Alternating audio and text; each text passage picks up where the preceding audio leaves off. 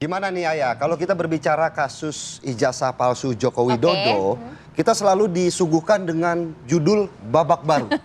Tapi kayaknya di 2026 tidak hanya babak baru, ada aturan baru, ada KUHP baru, ada KUHP baru yang kemudian memunculkan kata restoratif justice begitu semok dalam kasus ini. Itu dia, apakah kemudian seperti judul kita pagi hari ini begitu ya, kalau kemudian ada Egy Sujana dan Damai Lubis SP3, apakah kemudian tersangka lain akan menyusul?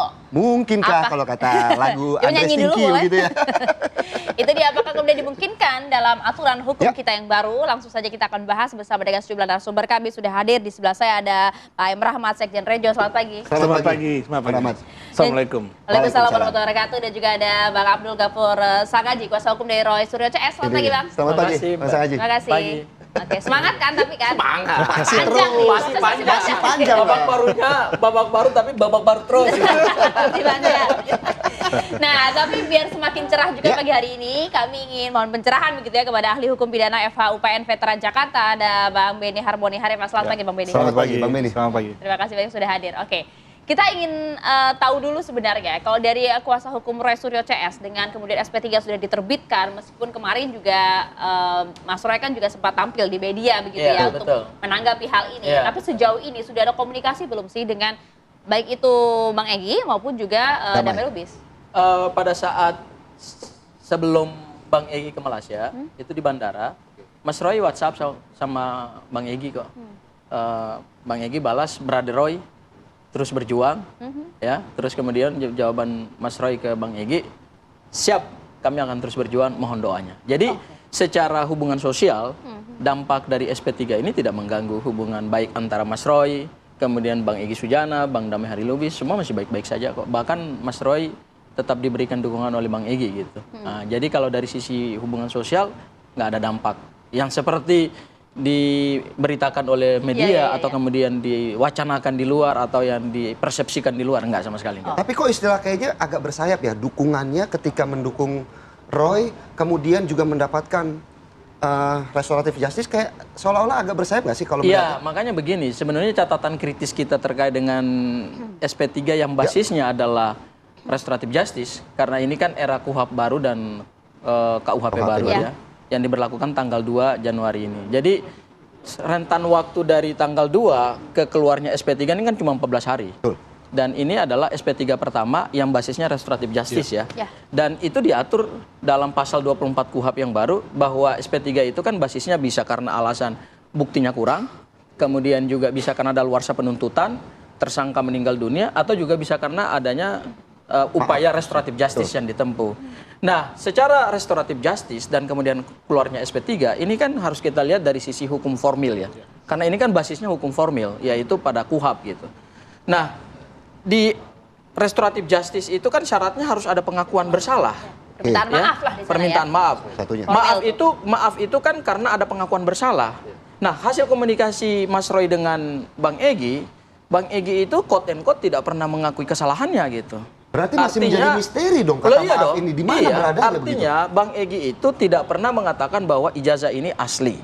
Karena kalau mau mengakui bersalah, berarti kan yang diakui itu kan perbuatannya. Karena ini kan masuk ranah hukum pidana, maka yang disebut pengakuan itu kan adalah pengakuan terhadap suatu perbuatan yang sudah terlanjur terjadi, kemudian masuk ranah hukum pidana ditetapkan sebagai tersangka, maka kan harus ada pengakuan bersalah dong. Nah, yang terjadi adalah, mungkin nanti Bang Rahmat bisa menjelaskan karena beliau ada di sana, yang terjadi adalah ada interpretasi dari Pak Jokowi bahwa kedatangan Bang Egy ke Solo itu adalah mengakui kesalahannya gitu. Tapi kan nggak salah juga loh Bang Rahmat, kan kalau memang permintaannya restoratif justice kan memang harus ada unsur itu secara syarat formil loh itu loh. Iya, karena kan gini, undang-undang menjelaskan secara ketat ya, terutama di pasal 79, 80, 81, 82, 83. Memang restoratif justice ini sebelum dikodifikasi dalam KUHP ya, nanti ahli bisa jelaskan gitu ya. Dahulu kan kita punya aturan-aturan sendiri gitu. Di tingkat penyidikan ada Perpol 8 2021. Kemudian di tingkat penuntutan ada Perja, kemudian ada surat edaran Mahkamah Agung. Begitu kita masuk dalam hukum pidana nasional baru, semua itu dikodifikasi dalam aturan di dalam KUHP gitu. Ini satu terobosan hukum yang luar biasa, karena sistem restoratif justice itu kalau kita kaji dari sisi ilmu hukum pidana, ini satu bentuk pendekatan penyelesaian perkara pidana yang paling progresif Ya, kami paham. dibandingkan misalnya kita menempuh sistem peradilan betul. pidana konvensional. Tapi di situ harus ada persyaratan-persyaratan yang dipenuhi Ya. gitu. Nah, kami Artinya melihat ya. persyaratan ini belum dipenuhi secara maksimal. Tetapi kemudian diinterpretasikan oleh Pak Jokowi bahwa karena sudah bertemu, kemudian meminta maaf, berarti restoratif justice-nya sudah bisa dilakukan gitu. Tetapi dari sisi perbuatan, Pak Bang Egy nggak pernah Oke, mengakui bahwa sampai di sana, Bang saya Haji. mengakui kesalahan saya bahwa saya telah melakukan Tidak ya, kesalahan tidak gitu. diakui. Enggak. Oke, artinya kan sebenarnya kan Anda mau katakan ada cacat hukum di sini karena dari syarat material mungkin sudah dipenuhi, tapi syarat formilnya Formil. tidak nih untuk restoratif justice gitu kan. Bang Rahmat di lokasi, apakah sebenarnya ada perbincangan itu ini kan sebagai syarat penting dalam di kacamata hukum? Iya, jadi begini ya, memang ini selalu diperdebatkan. Mungkin dari sisi pengacara ya, belum membaca buku tentang communication theory. Ya. Communication theory dari teorinya Edward T. Hall tahun 1957 itu ada komunikasi teori itu dalam konteks law konteks, kemudian ada dalam high konteks. Nah, low konteks itu ini cenderung dipakai di dunia barat dan Eropa. Apa itu low Apa itu? konteks? Low konteks itu ya kalau bersalah harus ada kata-kata maaf. Oke. I'm sorry, I'm apologize, begitu. Tetapi menurut Edward T. Hall dalam high konteks itu tidak perlu kata-kata I'm sorry, I'm apologize, nggak perlu. Saya minta maaf, saya bersalah. Nggak perlu dalam high context. Nah, high context ini adanya di mana? Ini ada di negara-negara Asia Tenggara, negara Asia Tengah, di Indonesia. Kita sering menggunakan high context communication ini di negara kita, apalagi negara kita negara yang berbudaya. Adat Jawa misalnya. Adat Jawa, orang yang mau makan aja, mereka nggak bilang saya lapar. Basa-basi dulu lah gitu ya. Jadi eksplisit. ada high contact communication. Nah, Oke. ini yang perlu dilihat juga ya dari sisi hukum. Yang mau Anda sampaikan adalah Nah, jadi ketika dalam pertemuan di Solo gitu ya, yang diberikan kesempatan oleh Bang Egy untuk bicara itu pertama adalah Bang Damai Hari Lubis. Bang Damai di situ menyampaikan permohonan maaf secara verbal. Bang Damai menggunakan low contact communication theory. apa yang disampaikan pada saat itu? Mohon maaf Pak atas segala perbuatan, perkataan kami, kata kami, ya. Bang Damai membantah itu loh.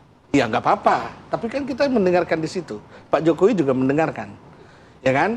Lalu ketika kita mau bubar, itu bersalaman lagi dan disampaikan lagi, Pak mohon maaf. Kenapa itu disampaikan, Oke. gitu kan? Karena setelah itu disampaikan oleh Bang Damai, oleh Pak Damai, Pak Jokowi merespon itu dengan memberikan kata Bang maaf. Ahmad, tapi kan semua juga sudah membantah, Bang. Bahkan kuasa hukum dari Bang Damai dan juga Bang Egy juga sudah membantah bahwa tidak ada kata maaf di sana, Bang. Ya bisa saja Pak Damai menyampaikan ke kuasa hukumnya demikian. Oke. Iya kan? Nah, tapi sekali lagi begini, itu tidak perlu diperdebatkan. Baik. Loh ini kan secara hukum loh Hukum penting loh. Itu Diperdeb- kan syarat Kenapa? loh, syarat Karena formil. karena yang Kalau nggak ada bagaimana karena nanti? yang diperdebatkan itu adalah low contact communication-nya, bukan high context-nya. Jangan sampai begini, Bang. high context Masalahnya begini, Bang. Jangan sampai high context kemudian itu nanti apa? akan ada- High context itu adalah upaya datang ke airport, berkunjung ke Solo, menyiapkan waktu, Oke. datang ke sana, mendoakan Pak Jokowi, lalu siap mendukung program Pak Jokowi. Ya. Itu dalam konteks high contact communication theory itu di atas maaf kadarnya.